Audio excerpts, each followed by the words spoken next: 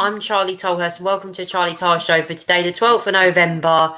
As you can see, I have had a bit of a cold this week, but thankfully I am nearly out of it, and I am nearly free. I'm pretty much sounding myself already tonight. I'm actually pretty much all better now from this. But I'm joined by late particle to Zach Jane Random, all the latest news. Hello, Zach.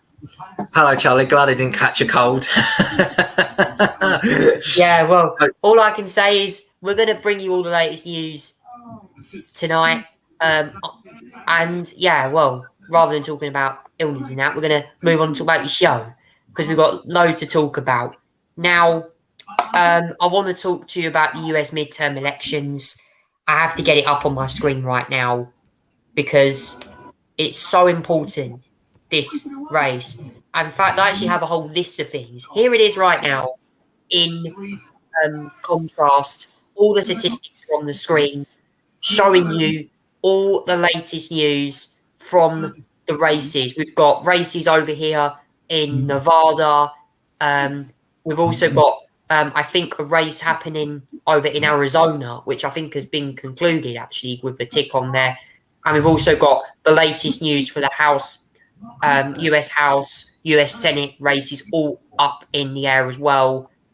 I mean, Zach, it's been a big week for the midterms, including in Florida, where Ron DeSantis won a huge majority and the Republicans keeping that seat.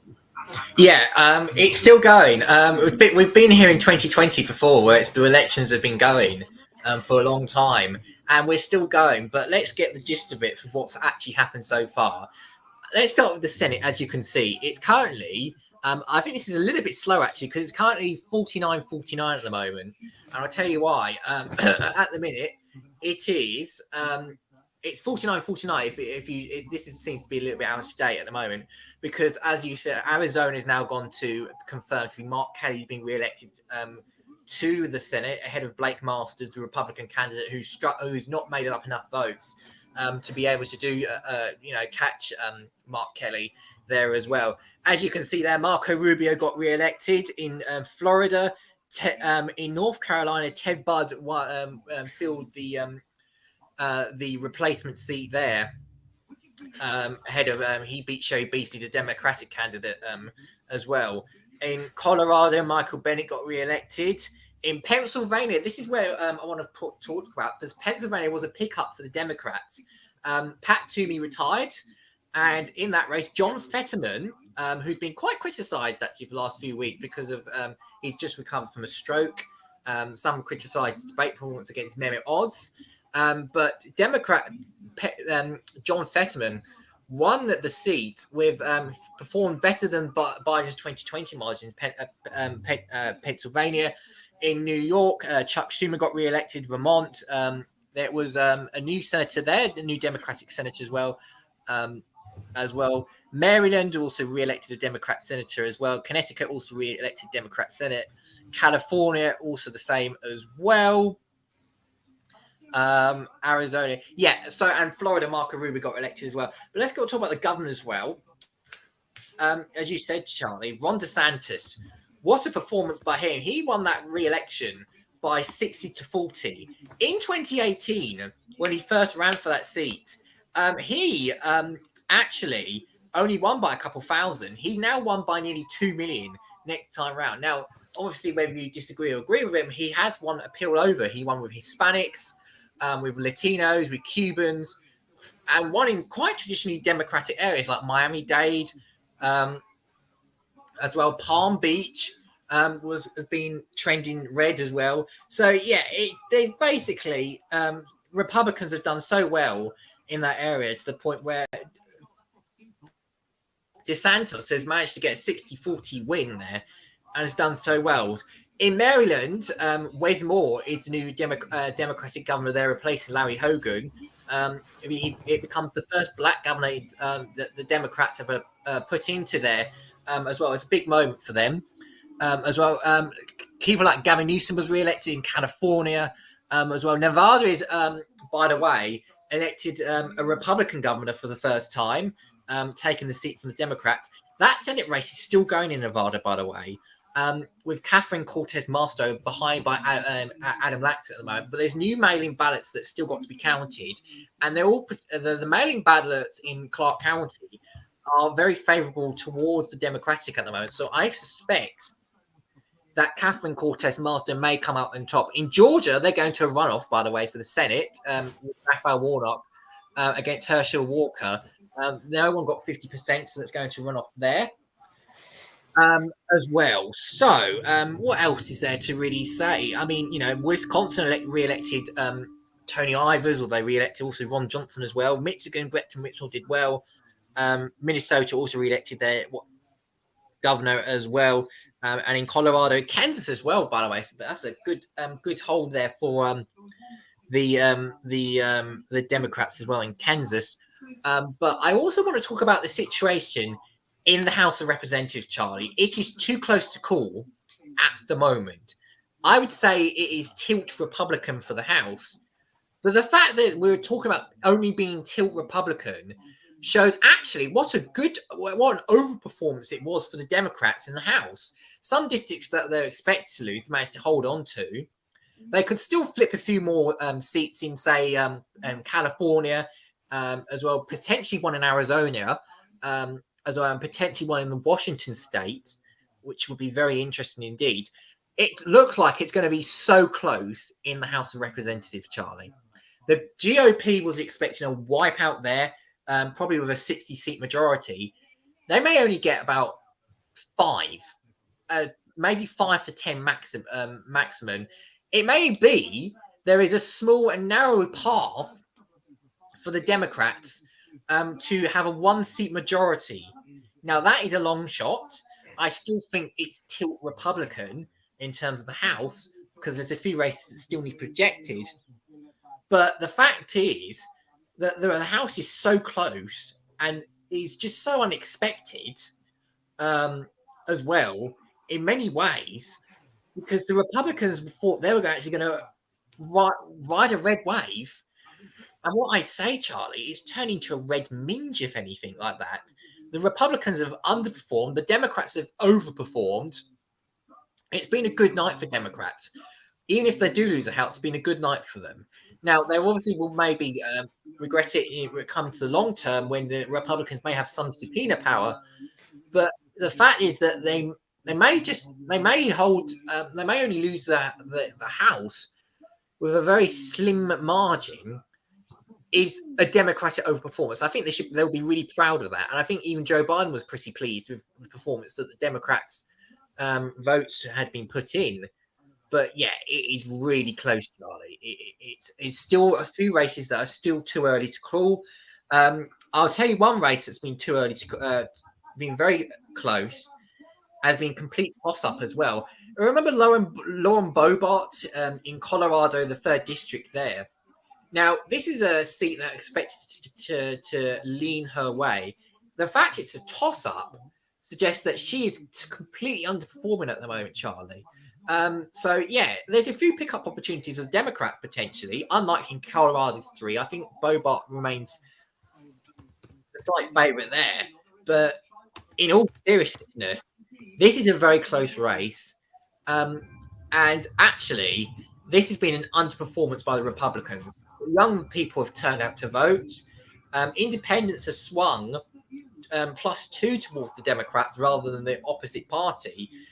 So the narrative that the party in power was going to have significant losses in the next midterms may be about to conclude with this election. The only time that last happened, I believe, was when George W. Bush was in power, and he actually won 2 seats in Congress the last time that he took on the midterm. So this would be an overperformance by Democrats in power. So this is, I have to say, good sign for them at the moment. Even if they do lose the House by a narrow margin, the fact is they're very likely to hold the Senate, really crucial. They may even pick up one, even if Georgia goes to runoff. And I suspect Raphael Warnock may have enough to get re-elected on the numbers alone.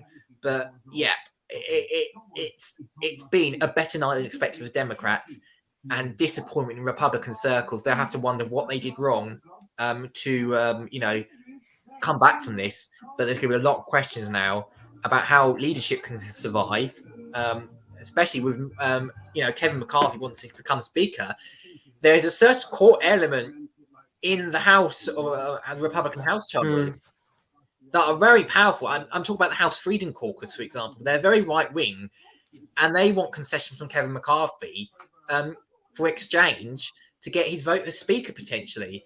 And the fact is, Kevin McCarthy may only have a 1 to 5 seat majority. He cannot lose any votes from that right wing caucus of his. Otherwise, we're going to be in limbo. We're going to be complete limbo where we may not even be able to find a majority for the House potentially. That'd be quite something if it comes to that, where there's going to be gridlock on who could be Speaker because there's not enough for Kevin McCarthy. So Kevin McCarthy go around phoning every individual member to see whether he wants this or not. This is really crucial now. I think we're only at the starting period. This is going to be very interesting to see what's the margins for the House, how much is it by, and whether either side can even get stuff through. One thing you have to say though is that even if Republicans do take the House by a small margin, Biden has that veto pen. A lot of legislation that could potentially pass in the House, they're not going to get past the Senate. No way about that. So, we look like we're going to have potentially gridlock in Washington in the next few years, as well as what we've already had gridlock, to be fair, the last few years, but we may have even more gridlock now as well. There's going to be several things that are going to be taken into factor, but my goodness, this has been a much closer election than people have anticipated. Zach, I have to say, I've just read up the article. Trump and DeSantis rivalry has now officially begun. It sure has. I have to say, if we want Republican infighting in your own party, the article that I've just brought up here, it explains it a lot. So on this BBC News article here, it says very, very well that the ex-president, US President Donald Trump, has lashed out at Florida Governor Ron DeSantis as a simmering rivalry between the two top Republicans boiled over. Mr. Trump betitled his former political apprentice as an average governor lacking in loyalty. Mr. DeSantis, 44, won re-election in a landslide in Tuesday's midterm, sealing his status as a Republican's brightest rising star. But Mr. Trump, 76, increasingly looks like he's going to stand in his way. Okay. There's war in this is interesting.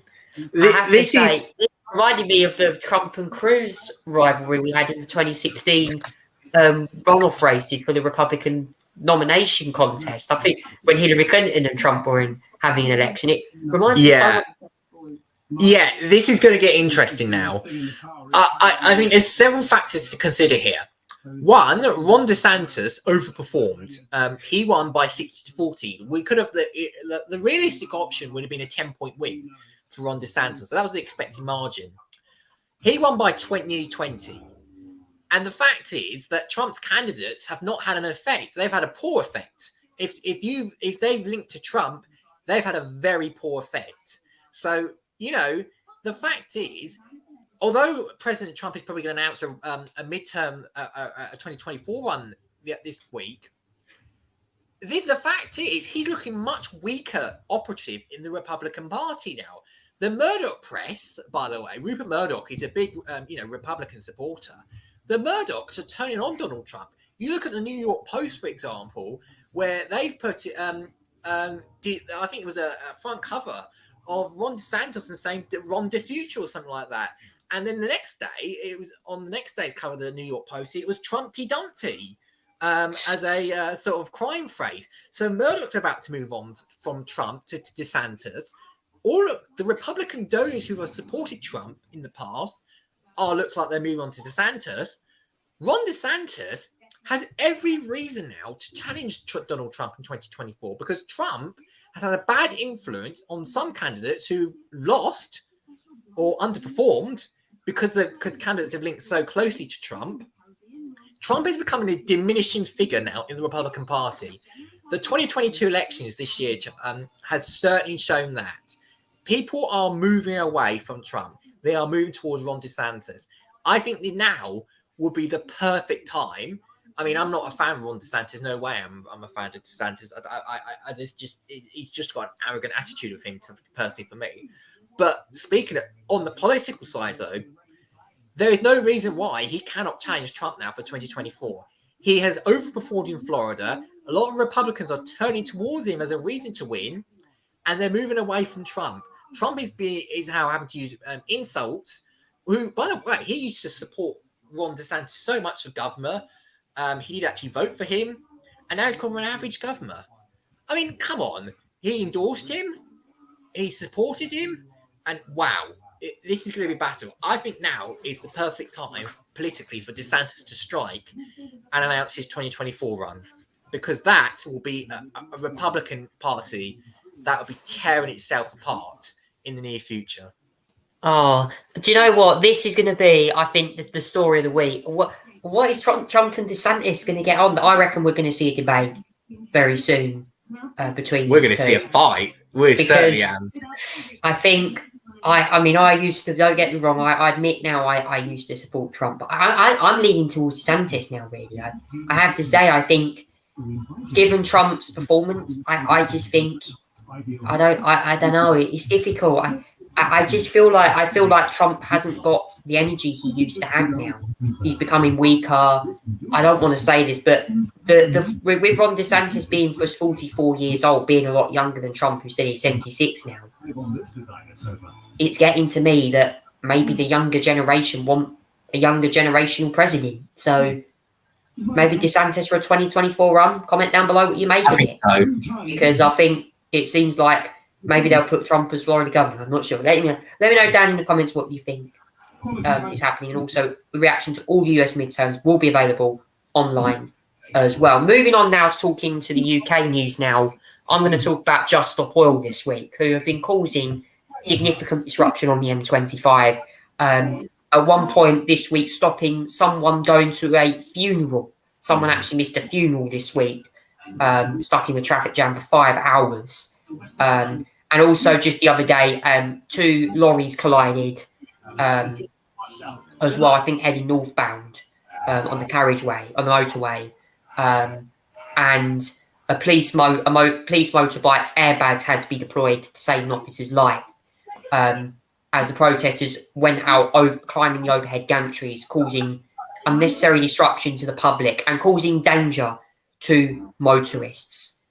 Zach, what do you make this week to Just Stop Oil's reckless protest tactics on the M25? I personally think as well that their tactics are completely idiotic, and now we're seeing the results of their idiotic, reckless, and quite frankly dangerous manoeuvres. What they're doing, they're not winning any climate fans. They're losing any, if anything. And the result, the stuff they've been doing on the M25 this week has led to just fatal consequences with the van accidents as well. I mean, that is just the fact that a protester is causing these vans to crash on the motorway. It's just, it's quite stunning. I obviously think we need to take climate change seriously, yes, but the Just Stop Oil lot is just not the way to do it. It is a totally humiliating and, quite frankly, self-serving way to do this sort of thing, because it just results in things like this as well. And then a motorbike police officer injured and M25 was saved by airbags. I mean, the fact is, these protesters are nearly killing people. Says something about what they're doing, blocking the M25, causing havoc. It's just awful what they're doing at the moment. It's just completely and utterly awful. I mean, look at this. This is just ridiculous stuff hanging across, on signs, and causing chaos and danger to others. It's just I don't even know what they're thinking. They're just so bad at this. There's other ways to protest climate change, but God almighty, not on the bloody motorway. This is so self-serving, idiotic, and quite frankly, lunatic moves that they're trying to do. And it just doesn't win with me. Didn't they have a new police bill that was going to go through Parliament to stop protesters doing this kind of stuff? Remember Insulate Britain last year causing all these issues? I mean, wow. This has been a disaster for climate action. Yes, and the thing is, they have an alternative reality to the world they're living in. They think, oh, the world's going to melt. Oh, we're going to have the issue like the ozone hole did. Oh, apparently that was fixed in New Zealand because everyone felt the whole world was going to melt. Well, this is the thing. I understand the views, but please do it safely and do not cause the public to turn on you. Now, I have to say, it is very upsetting to see the news where people are absolutely fuming, especially someone the other week who had to miss a hospital. Actually, someone had to miss a funeral, and it's just horrible to see people not enjoying things. And there was even this woman on the gantry the other day getting very emotional, but actually I didn't agree with what she was saying because she was on top of a gantry causing disruption to the public's life. I mean, what, why would you protest and then you go and spray a bloody block of flats in Harrods? Sorry, I do apologise that I swore on my show there. No, it's just fine. It's fine. It is absolutely, I mean, even this week, okay, I'm going to say this. I won't usually say it about a presenter. I'm going to come on to her later on in my show. But one reporter, okay, got arrested on the M25 for covering a protest. The police actually arrested a few journalists during the week, which I have to say was ludicrous because the police are meant to cover it. So, I mean, let me talk to you about that journalist later on in my show. But clearly, something's not right. They're going to have to be done. And Zach, what did you make to that great BBC Essex interview that was conducted the other day of someone missing their funeral? I just think that's so heartbreaking to hear for that person, the fact they had to miss a funeral because these quite self-serving knobs are going around blocking roads for the sake of their attention-seeking stupidity. It's just unbelievable. It doesn't. If they could get out of the way for some people, that'd be brilliant. Especially ambulances and people who are going to funerals. The world doesn't stop just because you want to protest climate change. And there's, you can't just stop a world like that. Your attention. We don't care about your attention sometimes. It's better to do it somewhere else and grab the attention. But yeah, this is the self-serving lunacy as I talk about of. Blocking roads, stopping people to not see their loved ones for the last time. It's just incredible. Really is incredible. It's really unbelievable. I can't believe it, to be fair. Is you gone? You gone, Charlie? Are you there? Yeah, no, I'm still here because I'm just going to play for you this interview now that's just appeared. I was just finally getting it up. This was Thomas Bambury from BBC Essex, who was speaking online the other day. This is what he had to say after he was basically caught in traffic for 5 hours after the protesters blocked the motorway. Have a listen to this. Terrible. You blocked the M25. So I want you to have a listen to the long-lasting psychological damage you were causing. I was actually due to be a pallbearer on my father's coffin along with my son. And we both got that taken away from us. There was a sense of how dare they, but someone that I don't know has taken that ability for me to say farewell to my father away from me, and I will never ever forgive these people for what they have done to me. What do you want to say? I'd like to speak out. I'd like to say we're so sorry for his loss and his family's loss, and I honestly feel terrible that, like we say, we ruin people's days. That's true, but They ruin people's lives. They ruin people's lives, not days, lives. No, I'm saying, but with this is a poignant moment in this man's life, his family's life. He will never forgive you for this. He will never forgive you for this. He will never forgive you for this. And do you not understand what you're doing? You're turning off the British public, off your cause. The evidence then suggests that that's not the case. We might be turning people away from Just Stop Oil, but we're not turning people. People are not going to allow their children to starve to death quicker because they don't like what Just Stop Oil are doing. That's not what the evidence suggests. They might be against Just Stop Oil, but they're not against action on the climate crisis. There's also no evidence that we are going to starve to death. Yes. Oh my goodness. This is...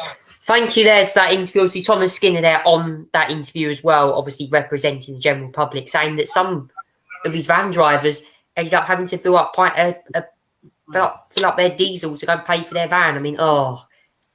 So what did you make to that that Tony Banbury's interview there? Because I have to say, I mean, these protesters need to be locked up in prison. In fact, Roger Hallam actually got sent to one of the toughest prisons in the country.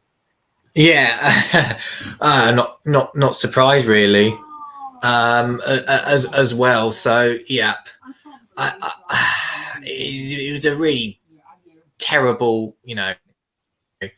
interview by Just Stop Oil. Really, to be fair, I mean their answers get lackluster every time. They're just running excuses at this point. To be fair, I support climate action when needed to be. The way to do protesting is not what the way they do. And maybe get them. Maybe they must have been. Maybe they'll go protest at COP27, not down here in Britain or outside the Chinese embassy. That's where Thomas Skinner was saying. So not ideal in that way. Now moving on now to some more news, which has been on the headlines. There's so much news stories this week. More of which will be covered later on in the papers.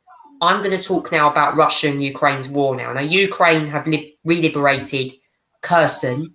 Russia withdrew all their troops there, I think, yesterday or today. We had the news through. So Kherson is now under Ukrainian control again. Can I just say to the Ukrainian army, well done to you guys for bringing back your city. However, though, with Russia's annexation, the border does remain very thin there. But this week, Russia have lost so much ground in Ukraine that the Ukrainians, in my view now, have really won the war. They are winning the war very carefully here, and they're mapping out the key points they need to. Zach, Vladimir Putin now faces worldwide humiliation for his war in Ukraine. I mean, yeah, he's pretty much faced worldwide humiliation already by what they've done in the first place. But yeah, he's been totally annihilated this week. Kherson, which is supposed to be an area where he annexed, because apparently he held this sham referendum where the people of Kherson apparently wanted to be part of the Russian Federation. If you see the pictures this week, I don't think they really do want to be part of the Russian Federation. In fact, if anything, they want to be a core part of Ukraine, as you can tell this week. I mean, what a week it's been for Ukraine. They've picked up one of their biggest victories since the war began. Kherson was something that the Russians took in the first phase of the war. They managed to take control of that city as well. It was one of the only major cities that they took from Ukraine, and now they've lost it. They've had to surrender there because of the situation. The work of what the Ukrainian army have done over there as well. Now, where Russians have abandoned to is to the west bank of the Dnieper River. So, yeah, now that Ukraine is in control of Kherson again, although it's technically, Vladimir Putin claimed that Kherson was going to be part of Russia for life. Well, that lasted about, how long did that last? About 6 weeks, that statement, didn't it? A bit longer than that, maybe. But, it's back to Ukraine again. And I'm sure many other areas are going to be back as well. I think the target clearly for the Ukrainians now is they've got Kherson. I think now, potentially, they should go for the big, personally, in my view, they should go for the big, bold one of trying to get back Crimea. Seriously, go for that area. I mean, they've got Kherson, that they've managed to show what they can do there as well. And, they can easily take Crimea with a bit of force and a bit of resilience if they needed to, as well. But yeah, it's been just a fantastic week for Ukraine, taking back Kherson from the Russians, and you can just tell how much people love their reception of welcoming the Ukrainian army back into there, with the Ukrainian flag flying over the city centre as well. It's a total surrender by Russia. They didn't even keep it with a fight. They just went out with a whimper. And it was all Ukraine's back in interaction again. A liberated city, everyone coming back again. It's just fantastic to see. Absolutely fantastic. Yeah, it's going to be interesting. God, glory to Ukraine, Slava Ukraine. Please hope this war ends very soon, because I really hope for the country of Ukraine, the long rebuild will have to begin, and at some point they can get back to normal, because at the moment it's horrendous, to say the least, of what that country's been through, with the evil aggressors Russia targeting and bombing parts of the country still at the moment. Please pray to me, God, that this war will eventually end anytime soon, which probably is another long time away, but let's hope so. Moving on now to the sport briefing. I'm going to talk to you about Formula One now.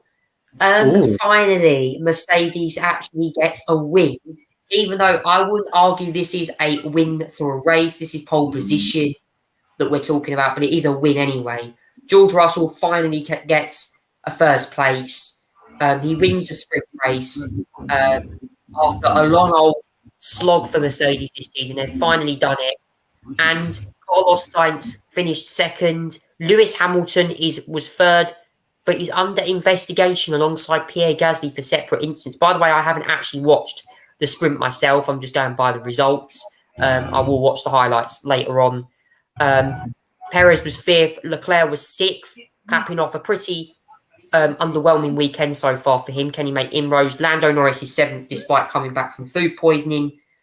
Kevin Magnussen, the pole sitter, finished eighth. Sebastian Vettel was ninth. Pierre Gasly is 10th, but also under investigation. Zach, what did you make to the sprint in Brazil? Well, it was probably one of the best sprints of the season and perhaps of all time, quite frankly, as well. Let me talk about yesterday, though, and what an achievement it was. And the most shocking of all, Kevin Magnussen. I mean, that came at the right time in yesterday. The fact that, it started raining, he managed to set the fastest lap before it started raining. George Russell going off, pretty much red flagged the session and sealing the deal. Wow, who saw that one coming yesterday with Kevin Magnussen getting the pole position? I mean, that was really something. That's the official pole position, by the way, because obviously pole positions are not counted as the official one. So yeah, that was a brilliant pole position for him. Now he finished eighth, and I was expecting him to finish in the top 10, so he did get a point from that, which it's a big achievement for Kevin Magnussen. Managed to get that pole. Nobody saw that one coming as well. But the sprint today was just fantastic. Obviously, Magnussen was leading the first couple of laps. Then Verstappen got ahead as well. He was on the medium tyre though for all the 24 laps. Everyone else went on the softs, especially Mercedes and Ferrari, and that worked. George Russell managed to durate that soft tyre and finish ahead as well after a bit of a lengthy battle with Verstappen at one point as well. And it resulted in him taking the victory on the sprint. It's a major win for Mercedes. It looks like they're in contention now. It's going to be a 1-2 for them on the grid tomorrow because Carlos Sainz has a grid penalty for so he's going to start 7th. So it'll be 1-2 for Mercedes. Verstappen will be 3rd. Perez will be 4th. Leclerc will be 5th. Norris will be 6th. Sainz will be 7th. And K-Mag will be 8th, as you know. Vettel will be 9th. Gasly will be 10th. Ricciardo will be 11th. Mick Schumacher will be 12th. Better performance for him after a poor showing Friday. Guan Yu Zhou 13th. 14th Bottas. Alonso 15th. He's been in the hot waters because of a race with Esteban Ocon. The pair of them clashing on the first lap as well. And then I think Ocon's car was then set on fire when he got to Parc Fermé as well, which was a bit of a scene as well. Not a bit of a flank out of his car. Tsunoda 16th, Stroll 17th, Ocon 18th, 19th for Latifi. Alex Albon broke down, I'm afraid, in the middle of the sprint, so he'll be starting at the very back of the grid as well. We don't know the situation about Gasly and Hamilton, and there's another one as well. They are obviously under investigation as well. I'm going to try and see if there is an update, but I don't think there is at the moment. So we know that Hamilton's under investigation for grid position as well. Gasly, I've just updated. I've just seen he's actually got a warning for It's just a warning for Gasly for driving unnecessarily slowly on the formation lap. It's only a warning. He's 2 points away from a drop from one race round ban because he's got 10 points in super license. So that's a lucky escape for Gasly. But we don't know the situation about Hamilton. He was out of position on the grid behind the grid. So we don't know what's gone on there as well, there at the moment. but we'll find out probably eventually soon as well. So, but yeah, so the grid could change tomorrow if the penalties, there's more penalties, but I don't personally, by looking what the grid position incident is about, I don't think it will. I don't think Hamilton will even get much of a penalty out of that one. Well, it's going to be interesting, Zach, tomorrow. George Russell's on pole, second time this season, and finally a win for him today. Well done to him. Can Mercedes finally win tomorrow? I really hope so. However, Max Verstappen has got a brilliant record at this track. I think he won last year's event, and he won. Does anyone remember 2019's race? God, what a comeback he done to win after a couple of safety car periods. And of course, Alex Albon and Lewis Hamilton colliding on that last lap there. Pretty much, penultimate lap, just ending Alex Albon's chances of a podium there. So, yeah, this track is unpredictable. The Sao Paulo Grand Prix is on tomorrow. Evening, please tune in if you want to listen to that race. Moving on now to NASCAR. Motorsport is pretty much wrapping up now. We've had the wrapping up of the NASCAR Championship last week for the Cup Series. Congratulations to Joey Logano for winning the title this year. It was pretty much done from the start, really, because the two title rivals, Ross Chastain and Chase Elliott, both collided, and they were involved in a collision. I did watch the start of the race on the highlights. Zach, for Joey Logano, fairy tale championship for him. Yeah, pretty much. I mean, it was pretty much a straightforward race for Logano, really. He was in the right. He started in pole, and he pretty much got ahead. He was ahead for most of the race, even during the pit stop period as well. There was a few other incidents. Chase Elliott suffered an incident with I think it was Christopher Bell. I think it was Chastain. Was it Chastain? Yeah. I think it was potentially Chastain. Okay. So yeah, that was the one that cost Elliott the chance to win the championship there as well. So yeah, it was a really interesting move by Chastain to try and get past Elliott, but he took out Elliott. And yeah, the rest was history. To be fair, Chastain couldn't do his wall move unlike the other time, but it wouldn't be possible at Phoenix. But yeah, congratulations, Joey Logano. It's his second world champion, NASCAR title. I think since 2000. I think it's 18, 19, something like that, as well. But it's a big victory as well for Logano. It is. Well done to Joey Logano, NASCAR 2022 Cup Series champion this season.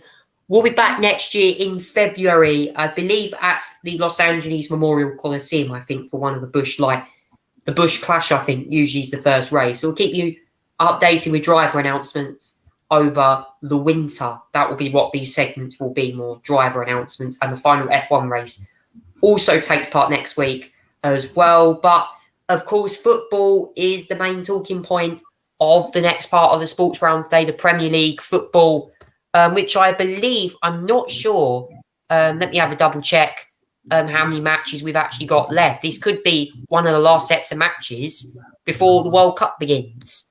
Actually, yes, it is. It's the final match day. The final match day before the World Cup is beginning. Obviously, England play a week on Monday, I believe, against Iran in their first World Cup match. I think the World Cup actually begins a week tomorrow. But yes, here comes the football results. And we have a shocker today. Manchester City losing 2-1 at Brentford, away at home to Brentford. Liverpool 3-1 winners against Southampton. Bournemouth 3, Everton 0. Leicester were 2-0 winners at West Ham. Tottenham were 4-3 winners against Leeds. Nottingham Forest shocked Crystal Palace. Newcastle beat Chelsea 1-0. Arsenal also won 2-0 against Wolves. That what you make to the football results? Yeah, interesting set of results today. I have to say the two shockers to me was Brentford. Wow, what a result for them. Ivan Toney, who was left out the England squad. I have to say that's a bit of a message for him to score both of the goals that took Brentford to victory over Manchester City. It was a 98th minute victory goal for Brentford. And that was a really big goal from Ivan Torre. It was really sensational counter attack that allowed them to win against City. Liverpool 3-1 victory over Southampton. Pretty much just a good win for Liverpool. It's their first match, Southampton's first match, actually, as well, since they sacked their manager. Ralph Hasenhüttl, the Austrian. Yeah, the Austrian as well. They sacked him. Got in another League Two. I think it was managed the previous manager. The new manager actually managed League One side. For one point as well. So it's a big change of the ladder there. The results, whether the time to turn the club around is another thing as well. Bournemouth 3-0 victory. Everton. Whew, what a result for them. Everton were booing Frank Lampard. The fans were booing Frank Lampard at the end of that. As well, but that was so you can tell the fans not too happy with Lampard. He's in the firing line there. Someone who's also in the firing line, David Moyes, 2-0 loss against Leicester City again today. West Ham lost as well. I've been teasing a few of my friends about that as well. It's a good result there for Leicester City. This is another close match. Tottenham 4-3. Leeds got sent down to 10 men towards the end as well. It was a very, very dramatic match in terms of scoring the goals there. It was very dramatic. Forest won 1-0. Good result for them ahead of Crystal Palace. As I said, the other one, I think, Charlie, personally for me as well, Newcastle, winning 1-0. Joe Woodcock scored an absolute banger in that one to take them ahead of Chelsea. Wolves lost 2-0 against Arsenal. Arsenal now 5 points ahead of Manchester City in the Premier League table because of Man City's loss today. There's the table for you guys. Tomorrow's game is Brighton and Aston Villa, Fulham, Manchester United, and then that's the final two fixture before the Premier League takes its break before the World Cup. There's the table, 5 points now. Arsenal ahead of Manchester City. Wow. And look at Newcastle as well on 30. I mean, that is, what a result. Newcastle in the top 4 going into Christmas. Who would have thought that? That's incredible. They're ahead of Spurs. They're ahead of United. They're ahead of Liverpool. Even ahead of Brighton. I mean, Chelsea also as well. No wins in their last 5 games. Whew, it's going wrong for Graham Potter. I don't know what's going wrong there at the moment. Was it premature to sack Tuchel? Probably it was. If you look at it on the face of it now, premature to sack Thomas Tuchel as well. But yeah, it's been a bad couple of weeks for Chelsea, and the form are not improving. There's the relegation zone. You can see Nottingham Forest move. Nottingham Forest at 18th, Southampton 19th, Wolves are at least about 5 points from safety at the bottom of the table. Their matches do continue tomorrow before the break for the World Cup. After that, the Premier League will return on Boxing Day, which is the 26th of December, the day after Christmas Day. There'll be more football matches on that day as well. Actually, I think Christmas Day actually falls on a weekend this year, which would be quite interesting. So I think it does. Boxing Day is a Monday, isn't it? I think. Yeah, so there'll be Christmas festive cheer on my show, I'm sure, nearer the time, but we'll let you know on that nearer the time anyway. Moving on now to this. Actually, we have got a Remembrance Day silence, which we're going to do before the news. We're going to be moving on now to Charlie's good news and also this, which has been on your screens recently.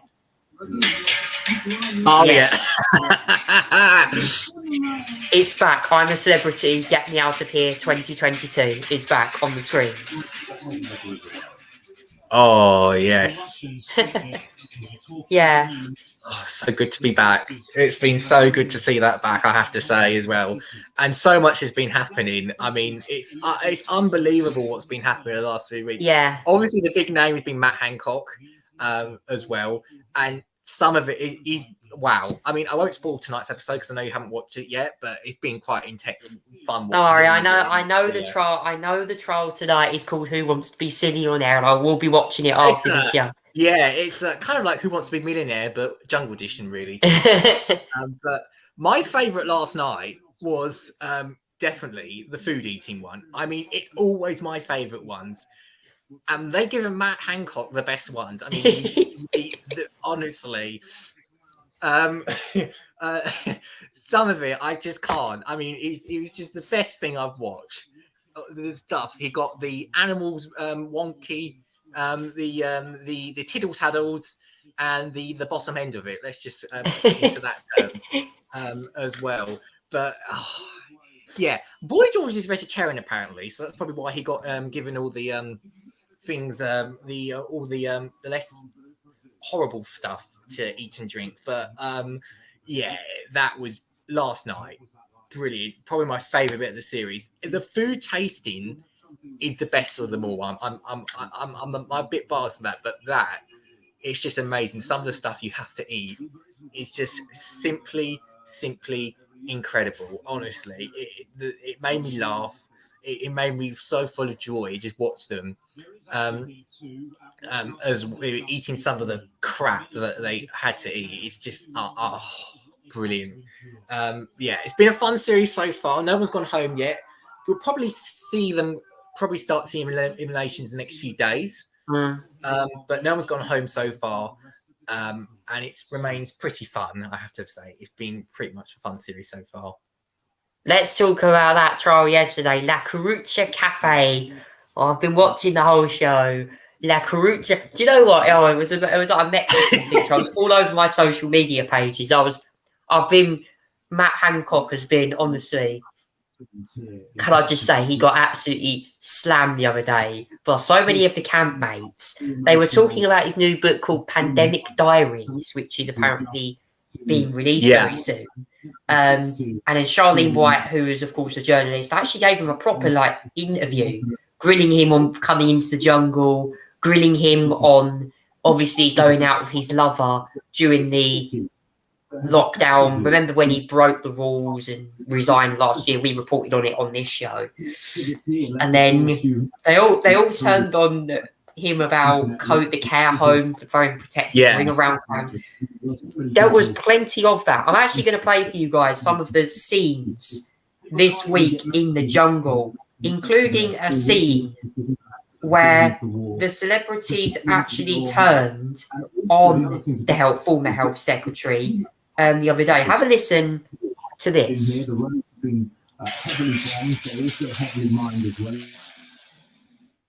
what's the plan? Come out of here, write a book. Well, I've just finished a book, Pandemic Diaries. Yeah. That's what it says on the tin. How warts and all this?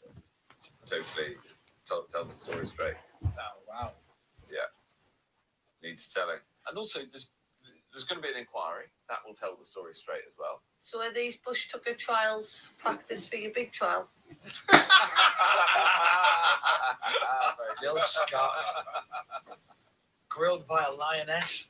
Yeah. Whilst wearing a pair of swimming trunks and slippers, I seem to have started some kind of debate. You got a lockdown fine, didn't you? No, of course I did. I thought you broke lockdown rules. No, I did not. All right, I didn't break any. You were socialising someone outside of your household. I didn't break any laws. Guidance is different, but anyway, I don't want to. Oh, so there's a rule and there's a law. The guidance is guidance. Right. But the problem was it was my guidance. Exactly. That's why. So why did you break your own guidance? because it was a mistake, because I fell in love with somebody and And I was taken by love. well, it's true. In a way, lots of the campmates ask questions that the public have got as well, and it's only respectful to just give completely straight and truthful answers. But you did it anyway. Well, that's why I apologise. I feel very, But it's that kind of, you just do it and then afterwards it's like, oh, I'm sorry. No, because it's bigger than that. It's not like a It's massively bigger than that. Sorry. My aunt died from COVID in the first wave. Yeah. So we couldn't go to the hospital to go and visit her. Yeah. I had to sit by myself in the church at her funeral. We couldn't hug each other because we were following guidance. Mm-hmm. Yeah. And I get that you fell in love. I understand all of those things. Yeah. But sorry, for a lot of families like mine, it doesn't really cut it. Yeah. Mm-hmm. Well, there you go. And that's that's one of the reasons that I regret it as much as I do. Do you have regret regarding the way that, as health minister, you dealt with the pandemic as a whole? So the pandemic as a whole, no, I'm much more robust in my defence of it because even when PPE with carers and with old people's homes. Yeah, so PPE, for instance, I know, of course, I saw what happened to it, but that's because we suddenly needed masses more PPE, and so did everybody else in the world. And care homes, there's reasons for the decisions that were taken, and ultimately, those problems were caused by the virus, not the people who were trying to solve the problem. It was a lot, but you tend to get the best out of people when their guards are down and they feel safe. We were liking you on the telly, on the daily briefings. Thanks. You were articulate and human. And I think that's why a lot of people felt let down a bit. And I'm like, oh, you bellend. Why couldn't you have just been like... Just got to the end. Yeah. But look, tomorrow is another day. And I think that's we've covered everything. We should stop. What I do appreciate is that. Thank you there to the celebrities for talking about Matt Hancock on the show. This was a clip of that former health secretary the other day taking part in La Carucha Cafe with Boy George. Have a listen to this. Right. Gonna go for this one here. A fine choice. Get it down, you Matt. Come on. Slippery little suckers.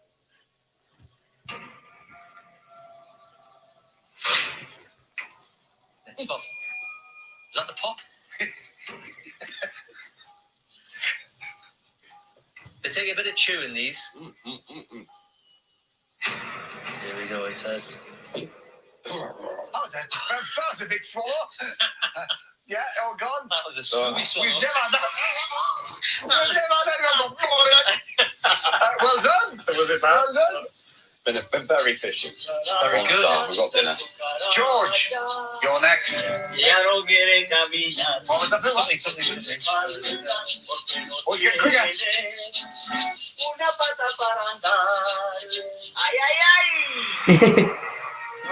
Oh, this is Queasy Nachos. They are fermented sticky beans.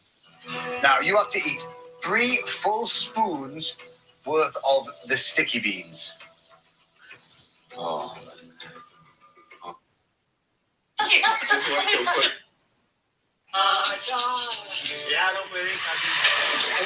This is a tasquila. Oh, I didn't see the word. Yeah, that is blended mealworms with a little witchetty rub garnish.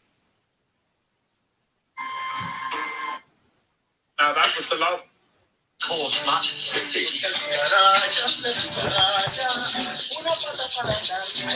This is Willy Con Carne. Ooh. You like that one, don't you, George? Oh, This is a camel's penis. oh. Yeah. Just the tip. Just Oh, marvellous. Don't think about it, Matt.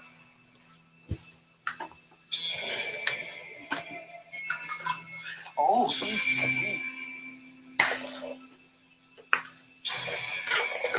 What's it taste like? Is it crunchy? I dreamed of this moment. Is it gone? Gone. Fella? Oh, yes. Well done. Oh, it was soft and crunchy at the same time. The texture was horrible. Rubber. Very good, though. Thank you there to Matt Hancock and Boy George there for that trial. I love that trial. Honestly, it's one of my favourite bush tucker trials I've actually watched. La Cucaracha Cafe. They almost made it like Mexican inspired with the music in the background, and then they went sort of at the end, and Matt Hancock eating, let's be honest with you, testicles, at one point having to eat sheep's vagina. Goodness me. I'd be looking at that right now. So what have you made so far as the former health secretary's time in the jungle so far, including that conversation? I can't get over the fact that Matt Hancock ate Woody con carne. Fantastic. They certainly gave him the inspiring choices of foods to eat. personally, Willy con carne is something I'm never going to get over for. I just can't imagine the thought of Matt Hancock eating Willy con carne. Whoa, tasty. I'm sure we've had that experience before, but nevertheless. But yeah, it's been a good first week, and I think, you know, I love the fact it feels familiar being in Australia again, as well. It's a good setting. The atmosphere is great. It's been tough challenges, obviously. You know, Matt Hancock's been grilled by people in the jungle, obviously, because of his previous how he handled COVID and everything like that. But yeah, it's a lot of fun so far currently, and you know, I've just really enjoyed you know, the first week in the jungle so far. Yeah, also as well, guys, Olivia Atwood also left after 24 hours on I think the Monday. I just want to confirm Olivia Atwood left the jungle earlier on this week. That was due to a medical checkup and health reasons. So I wish Olivia Atwood all the best. Hope she is recovering right now. That's all I can say. I think she had problems with her stomach, I think, so that's why she went home. But it's not been classified yet what happened as well. Also, guys, for Charlie's good news, we're also going to be having a Remembrance Day ceremony tomorrow in the Cenotaph in London. There will be proceedings on the telly at around 10:15 with a silence at 11. Remembrance Sunday services will be taking place across the country at the Cenotaph, also in London as well, with politicians including the Prime Minister Rishi Sunak, the leader of the opposition Sir Keir Starmer, also attending as well. Mayor of London Sadiq Khan. These will be attending London tomorrow as well. There will be about 10,000 tickets that will be sold. About 10,000 people will march past the Cenotaph tomorrow in order to have the parade, which will feature armed forces veterans. This is a very important time to remember the fallen. Zach, what do you make tomorrow's proceedings at the Cenotaph? Yeah, we've obviously had Remembrance Day on the Friday. We'll hold a 2-minute silence. Another one's going to happen this Sunday, and we just remember everyone who's fought for this country and worldwide, home and abroad. And remember those who fought for us, who kept us safe, and who did our service for us. It'll be a day to remember tomorrow. A lot of good memories, a lot of you know, just good memories, and you know, good people to celebrate.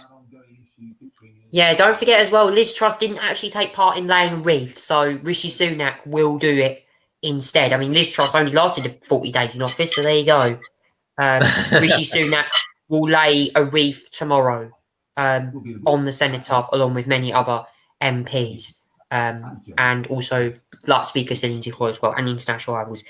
We on the Charlie Tolhurst show tonight will take part in this silence to remember those who've died or fought for our country during the Second World War, alongside the Poppy Appeal as well. Here comes the silence, which we will observe right now for you.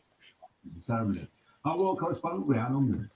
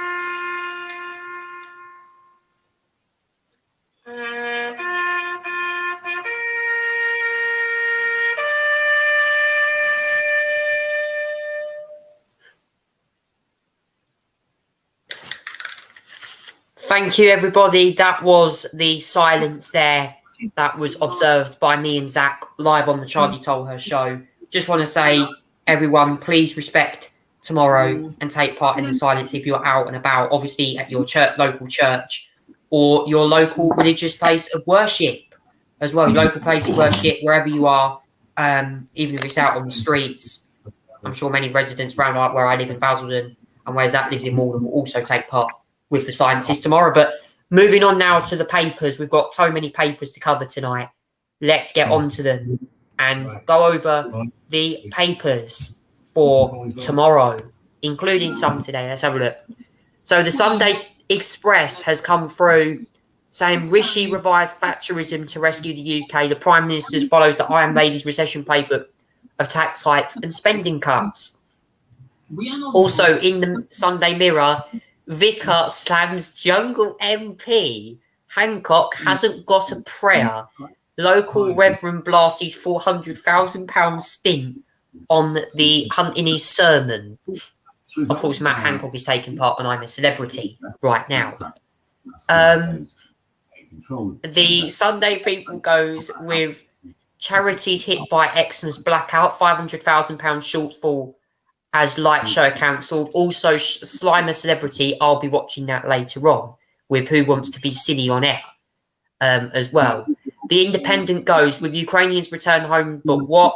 The main headline goes, I'll call out Russia at the G20 summit, vows Rishi Sunak. The Sunday Telegraph goes, Putin's retreat transforms Kherson into a city of joy. The Sunday Telegraph also goes with 10-point migration plan to end Hotel Britain. That comes after Albanians were found protesting in London earlier, Albanian migrants. The Observer, that was against Home Secretary. The Observer goes with revealed the £30 billion cost of disastrous trust budget. And the Daily Star goes with Tarot Reader gives Coco the one over the fall.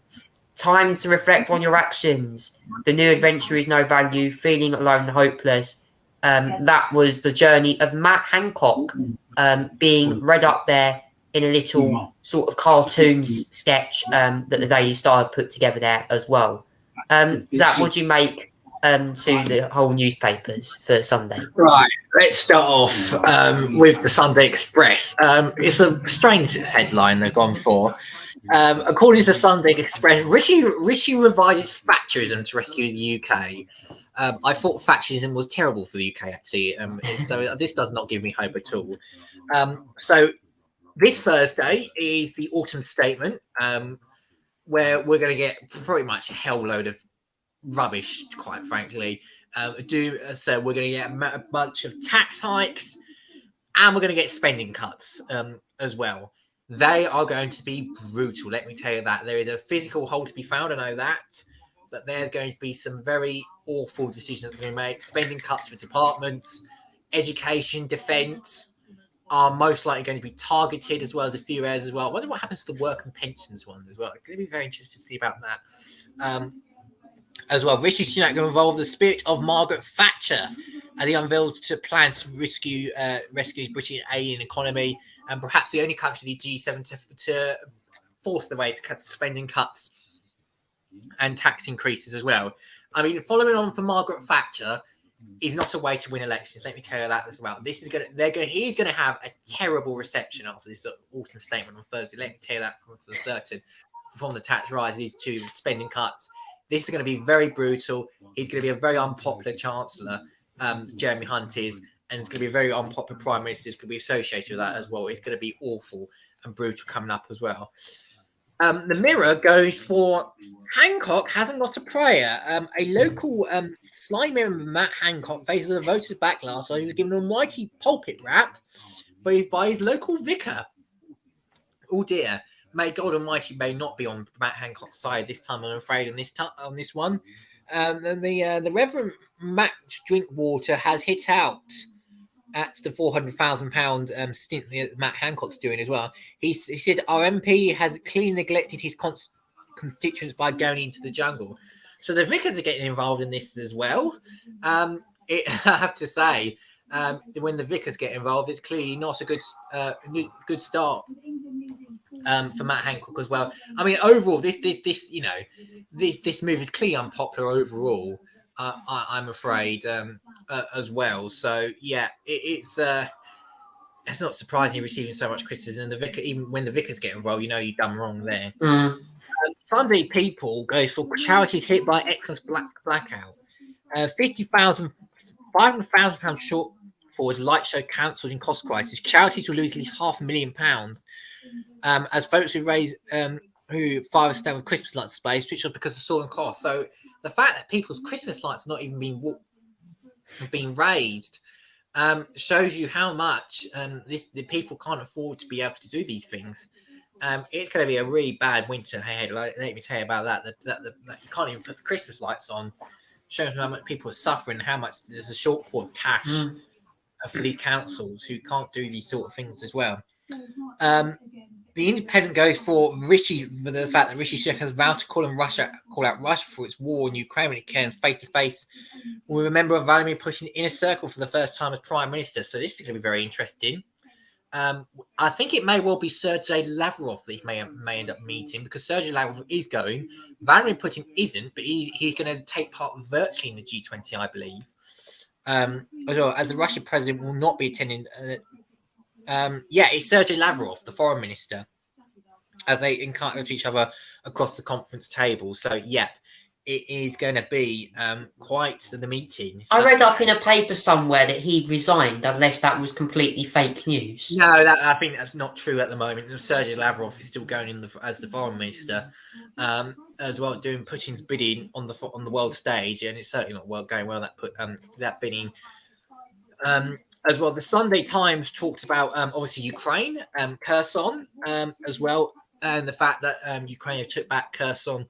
The city's liberated. You can see all the celebrations and that as well. It's just a joyful scene as well. I should point out as well, you may have seen a few Sky journalists was greeted really positively by Ukrainian residents there as well. It was such a great scene to see. So was the CNN journalist Nick Robertson, who has been on the front line watching reporting there.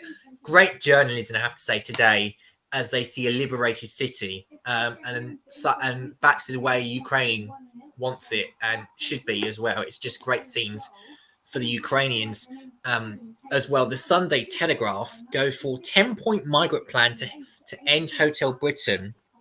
So it looks like they're getting into the immigration stuff now. I don't think it's going to be huge. One Hotel Britain, where asylum seekers are housed at cost of billions of pounds to the taxpayer.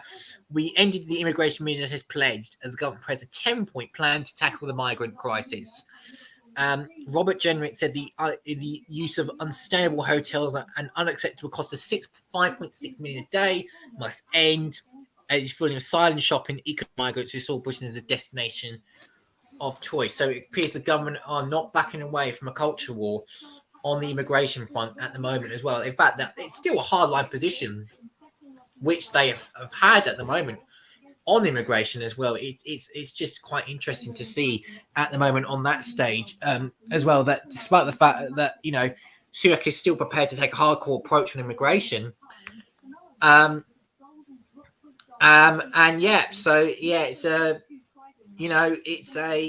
It's a clear priority for the government to control immigration as well, maybe cause a culture war on it potentially as well. In that front, the Observer goes for referred to the £30 billion cost disastrous trust budget as well. According to the Resolution Foundation, the total cost of the terrible budget that was the mini budget, also called massive budget, was 30 billion in total as well. Doubling the sums that Treasury said will have to be raised by Jeremy Hunt this week in a huge program of tax rises and spending cuts. So as I drink my hot chocolate, I think it just tells you so much that there's a huge black hole. But personally, the government are going around this the wrong way again of cutting budget departments. It's going to hugely affect public services, education. It's just such a terrible idea. They've got no idea what's coming from the government. Or Dominic Raab being rude to your civil servants. that way. Yes, throwing was it tomatoes apparently at a table and then causing it to be a loud bang. Okay, that's well, given the fact that Gavin Williamson resigned in the last week as well, we should say, because of his bullying accusations. Dominic Raab is really trying to, follow in his footsteps quite well, I have to say, if he's going to continue going on like that. And the comical headline this week, the Daily Star goes for The Fool. This is Matt Hancock.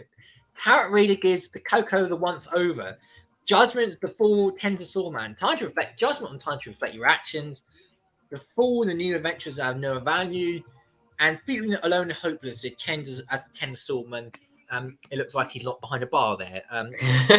According to a celebrity caveat, quoting the Daily Sunday's Daily Star, Matt Hancock's future does not look bright. No, it doesn't already, I have to say as well. It wasn't bright already when he resigned. It was not looking bright. Even when he comes out of here, he still looks like an idiot, quite frankly, as well, Charlie. But that, is the Sunday papers for tomorrow. Yeah, and that's all we got time for. The papers. More will be done next week on the show as well. Please, obviously, keep up to date timings regarding I'm a Celebrity, which will be on over the next week.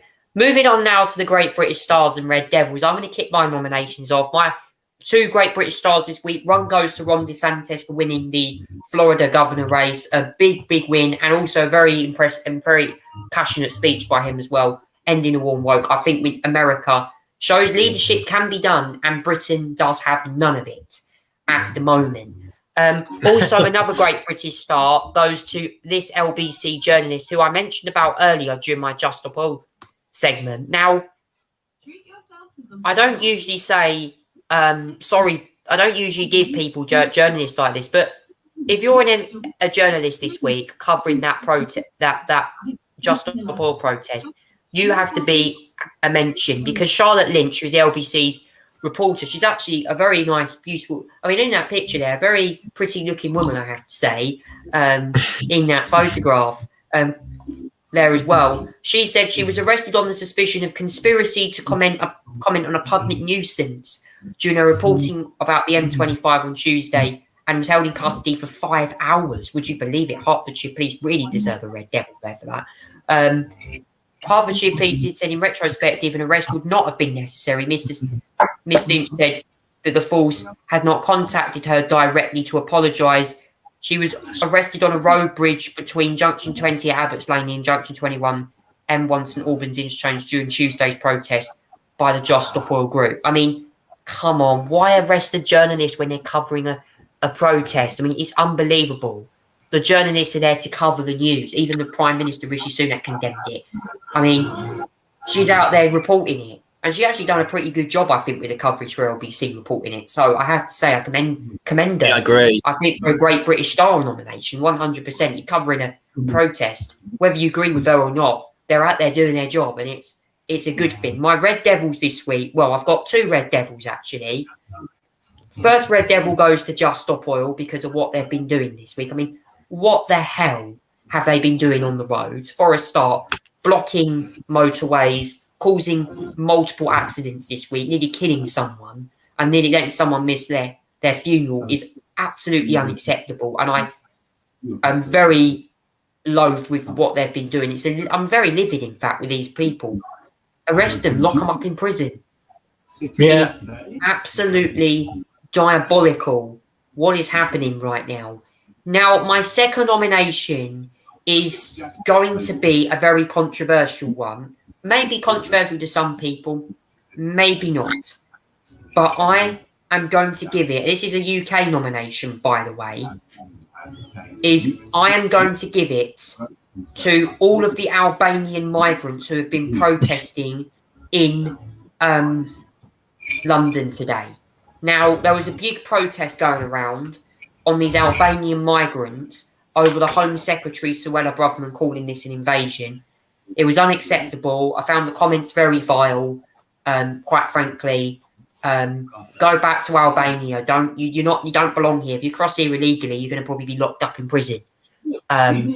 So I give them all. And they were spraying, apparently, they were decaping the Churchill flag, which I have to say, I think was a bit crazy in my own right there as well. And my third nomination, well, unfortunately, once again, goes to all of the NHS, all the nurses who are planning on striking very soon as well. I just want to say that the nurses striking as well, I forgot to mention this. Please don't strike. We need your health service. The NHS will just struggle this winter. I understand you're not getting enough money, but the health service needs staff there to look for care. So that's all my nominations. Zach, what are yours for the Great British Star and Red Devil this week? Right, 2 nominations for the stars. First of all, Ukrainian Army for liberating Kherson. I mean, that's pretty much the feel-good story of the week for me, because just seeing Kherson finally out of the hands of the Russians is just brilliant. The reaction to the Ukrainian people, the welcoming, the scenes, it's just flattening to see after so much months of heartbreak and pain, where their village, their city gets taken over by Russian terrorists and infiltrators. Then, you know, it's just so good to see them back as well. The second one as well, I'm going to give a shout out to the England women's rugby team. Although they lost 31-34 today in the New Zealand against New Zealand in the Women's World Cup final, Rugby World Cup final, they've just done a brilliant job throughout the tournament. Obviously, it's a bit heartbreaking to see them lose by 3 points. Obviously, the red card didn't help as well, but they've done the service and they've just done a brilliant job throughout the tournament. They've set us all proud. Just didn't get there in the end. Hopefully, the men's cricket team are going to get there tomorrow with the T20 against Pakistan tomorrow as well. That's on at 8 o'clock in the morning if you want to get up for that one as well. Another one, right? That's England's women's rugby team and the Ukrainian Army. Stars this week, the Red Devils, 2 of them as well. I'm going to give it to the Republican Party actually as the first one, because they are their total underperformance in the midterm election. They set the standards high, and Donald Trump has been a liability for them. And it showed in elections. Young people turn out to vote. Lots of people turn out to vote. Independents turn out to vote. They swung Democratic, surprisingly for the independents.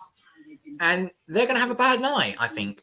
It's clear to me that they're not going to get a big majority. Even if they do get a majority, they may not even win the majority at all. This will be a bad night for Republicans. So I'm going to give it to the Republican Party as my Red Devil. And the second one I'm going to give it to as well is Gavin Williamson. I don't know why he even came back in the first place, Gavin Williamson did. But the fact that he got formal bullying allegations as well from a civil servant, and obviously the attitude to Wendy Morton as well, the former chief whip under Liz Truss. The texts are horrible. The texts are awful. Yeah, he's a big bully in the job. Shouldn't have even got one even in the first place. It's completely ridiculous that he even got that back as well. So Gavin Williamson and Republican Party this week. Red Devils, the British stars as well, are the Ukrainian Army and the England's women rugby football. England's rugby team. I don't want to say rugby football. I don't know why I just said that. But it's England's rugby team. Women's rugby team are the hypocrite of the week, Gavin Williamson, for me, certainly, after being reappointed by Rishi Sunak and then having to go again. I mean, and didn't he do a advert for why bullying was bad as well, if I remember quite right, when he's at the Department of Education? I think someone might need to re-show him that video and see if he's learned, see if he really has need to go back into education and understand the effects of bullying as well. Yeah, as well. And also, guys, from next week, the festive season will be up in full swing. So we'll be bringing you all the latest news, including chatting next week. We've got about Christmas adverts as well, what we make the new Christmas adverts that are coming out. We'll be chatting more about them next week. Thank you for watching the Charlie Tolhurst show tonight. Thank you for listening, and see you again next week for another edition of the show. Take care, everyone. Thank you for watching YouTube tonight. Goodbye.